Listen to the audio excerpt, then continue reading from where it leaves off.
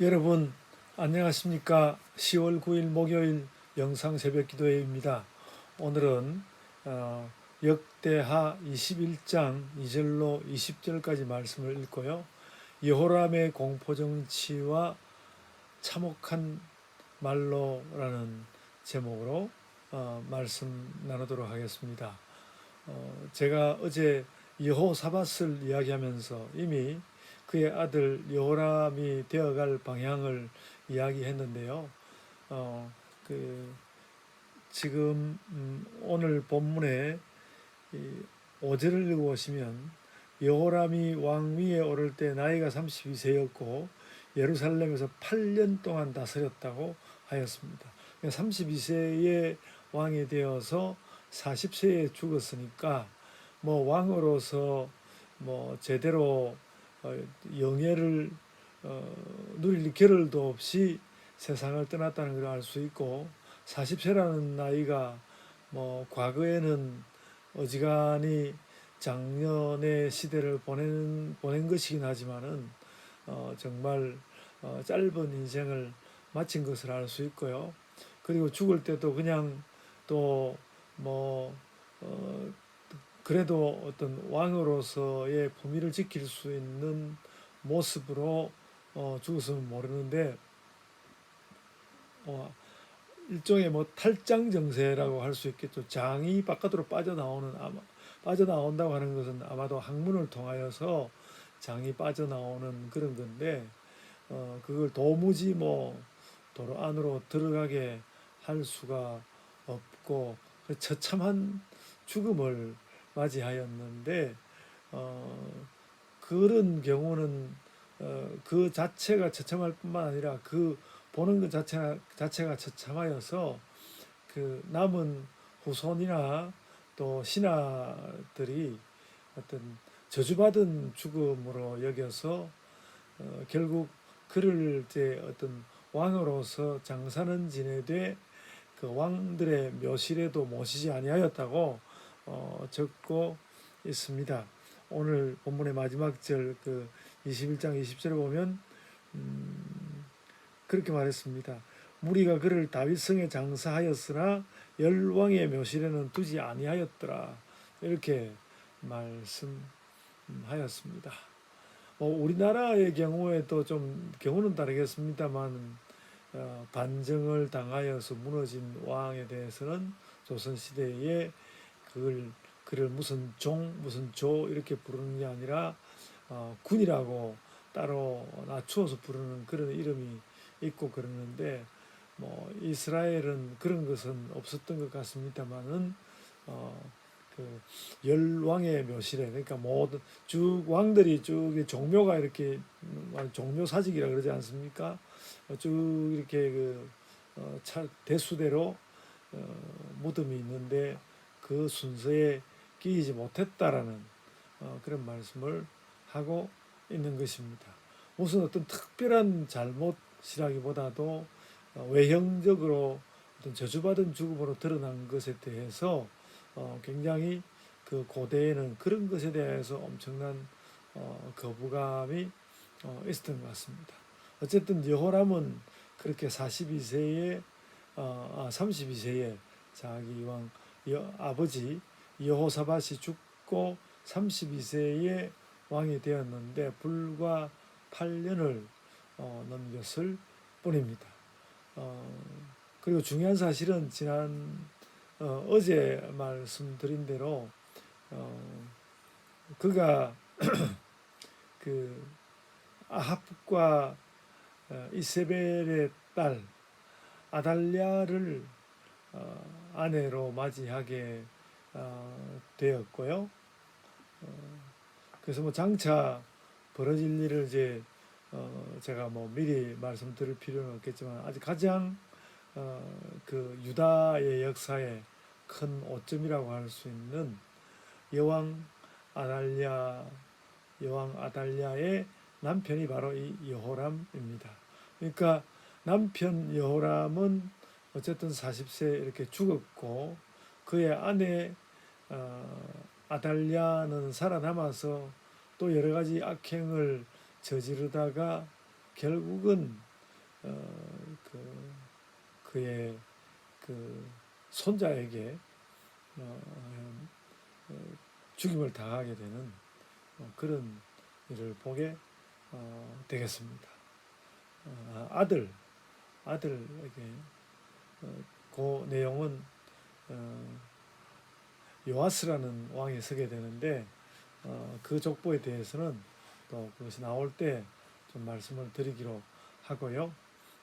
그렇게 그러니까 여호사밧이 아합과 가까이 지냈다는 것이 그렇게 큰 영향을 남겼습니다. 오늘 말씀을 보면 알지만 이 여호람이 일종의 말하자면 공포 정치를 하였는데 그 아버지 여호사밧이 여호람뿐만 아니라 다른 그 아들들에게도 다 성읍들을 주고 무난히 살아가도록 조치를 하였는데 결국 여호람이 그 동생들을 모두 죽여버리고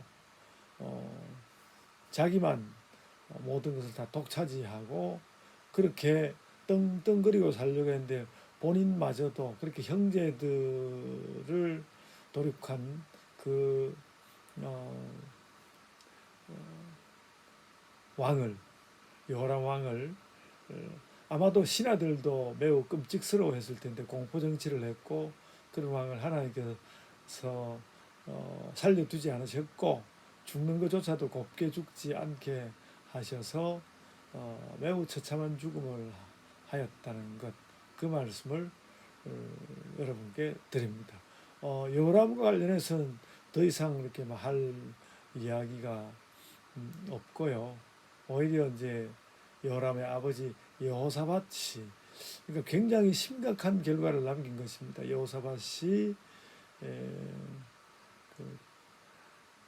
자기 아들에게 참 악한 여자를 아내로 삼게 하였고 뭐 그런 와중에 여호람 자신도 말할 수 없이 악한 공포 정치를 하였고 또 그 후에는 또 그의 아내 아달랴가 살아남아서 말하자면 좀 든든한 그 어떤 유다의 왕족을 아주 씨를 말리는 그런 어떤 난행을 하게 됨으로써 이때에 아달랴 때에 말하자면 유다는 상당히 그 국운이 기우는 듯한 그런 모습을 보이게 되는데요.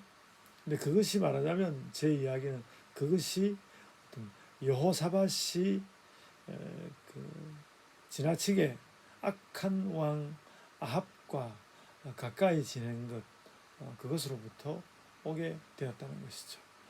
그러니까 아합은 이스라엘이라는 나라의 그 국군을 뭐 기울게 했겠죠. 국군을 기울게 했다기보다는 뭐 이스라엘의 경우에는 그 뒤에도 좀 힘센 왕들은 나타납니다만은 어쨌든 아합은 그 나라를 망쳤고 또 여호사밧의 사돈이 되어서 상당히 많이 그 유다의 국군도 기울게 하는 그런 일이 있었습니다. 그러니까 선한 왕들이 잘 세워가는 정치의 국면도 있지만 악한 왕이 국군을 기울게 하여서 마침내 나라가 망할 수밖에 없도록 하는 그런 빌미를 만들게 된다는 것을 보게 되고요. 또 선한 왕임에도 불구하고 후대에 대한 준비라든지 멀리 내다보지 못하는 그런 어떤 시야들은 또 민족적인 불화를 몰고 올 수 있다는 것을 우리가 알아야 하겠습니다. 그래서 늘 우리가 새로운 대통령이 세워지면 빨리 좀 그 잘못된 그 지난 정부의 잘못된 악들을 처결하고 새로운 방향성을 잘 세워주기를 바라는데 짧은 한 5년 동안에 그런 일을 한다는 것이 무척 힘든 것이죠. 지금 정부도 뭐 이제 세워진 지는 몇 달 안 됐습니다만은 개혁 개혁 정치는 얼마나 잘 하고 있고 또 새로 세우는 창의적인 정치는 얼마나 하고 있는지 관심을 기울여서 보아야 할 대목이 있다라고 생각이 됩니다. 그래서 뭐 이제 말하자면 헌법을 새로 제정을 한다거나 하는 이런 것은 그래도 일찍부터 대통령이 취임 초기부터 관심을 두고 또 힘차게 추진을 할 것이라고 하였고 뭐 일단은 정부 조직법 법률이죠. 정부 조직법도 새로 좀 만들고 정부만 아니라 모든 국가기관에 대한 조직법을 새롭게 하고 있다고 하는데 그와 함께 헌법도 새로이 하고 또 그래서 국가기관들을 다시 잘 정리하여서 우리나라가 사실 우리나라의 민주주의는 어려움도 많이 겪었지만 현재로서는 정말 유럽과 미국이 부럽지 않은 민주주의가 힘찬 그런 민주주의가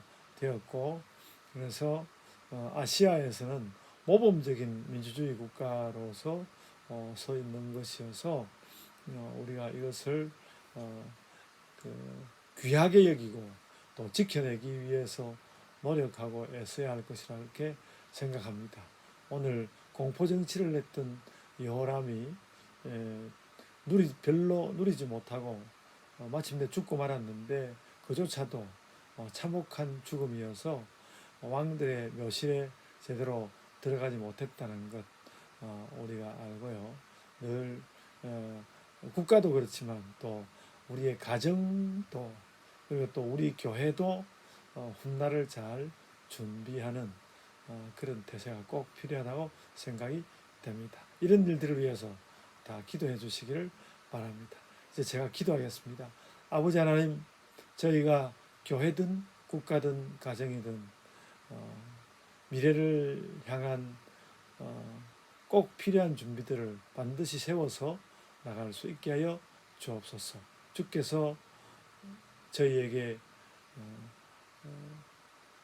저희의 이런 삶을 인하여 영광을 받아 주옵소서. 감사하옵고 예수님 이름으로 기도드리옵나이다. 아멘. 하늘에 계신 우리 아버지여, 이름이 거룩히 여김을 받으시오며 나라가 임하옵시며 뜻이 하늘에서 이룬 것 같이 땅에서도 이루어지이다.